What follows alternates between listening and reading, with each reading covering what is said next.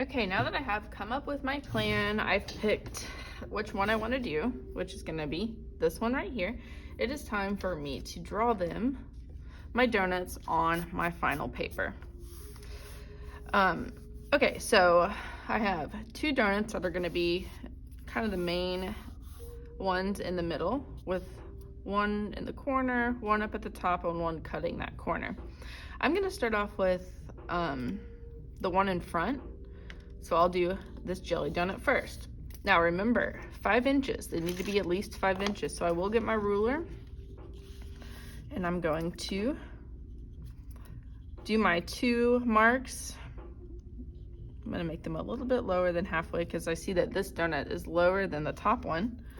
So I'm gonna start off with just lightly doing 2 marks at the 0 and then at the 5. And now I'll just keep following those same steps that we did when we practiced doing our donuts yesterday. So I'm doing a curve down there, and then about an inch above I'll make 2 more marks. So I did a curve down. Now I'm going to do a curve above, and I'm pressing down a little bit harder than I want you to, or than I normally would, just so hopefully you can see the pencil on the video. Okay, so now that I have my 2 curves, I'm just going to connect them, and I have that wonderful baked potato. So this will be for my jelly filled donut. Now I don't need to worry about a donut hole for this one, but I will go ahead and do the icing. So I'm just going to curve it slightly, going up and around. And then I'll go ahead and plan. I'm not going to do the details of the jelly, but I will draw where it's going to be.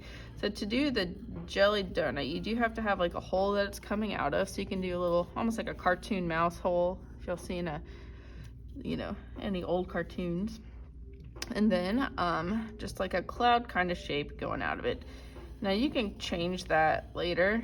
Right now mine looks kind of like a weird ghost, and I'll probably will change the shape of that later, but just give it some, or take up some space so you know that's where it's going to be.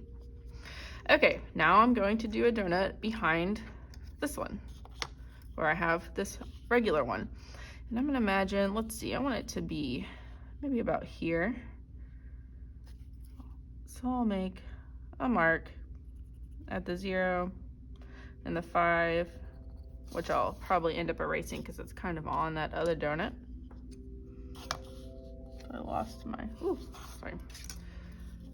And then I'm gonna do again a down curve, imagining where it would go behind it. You can actually draw it right here and then just go back and erase it, that's fine.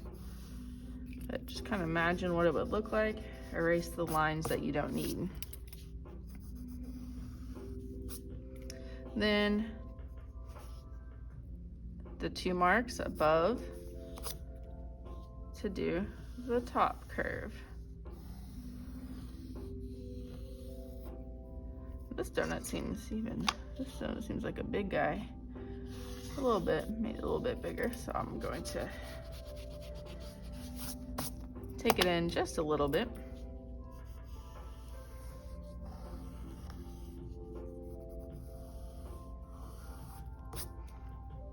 And then connect those to make my baked potato shape. All right, this one is gonna have a donut hole. Now, don't make your donut hole too big. If you make this line and then the other line going off of it, the smaller you do it, the thicker and more plump the donut looks. Those kind of look like those really good, yummy, fancy donuts from bakeries. And my icing on both sides. Okay, so 2 down. I've got 1, 2, 3 to go, and then I might add some donut holes. Who knows? This one's gonna have a bite taken out of it up here, so I'll go ahead and start doing that. Now this one is off the, most of it will be off the page. So I can just kind of imagine where the lines would be. So they wouldn't be on the paper. They would be up here and here. So about here and here. So it would kind of come down like so. So you're really gonna have to use your kind of imagination, imagine what the donut would look like off the page when you do your off the page donuts. Okay, now I have that line. I will start to do that bite out of it.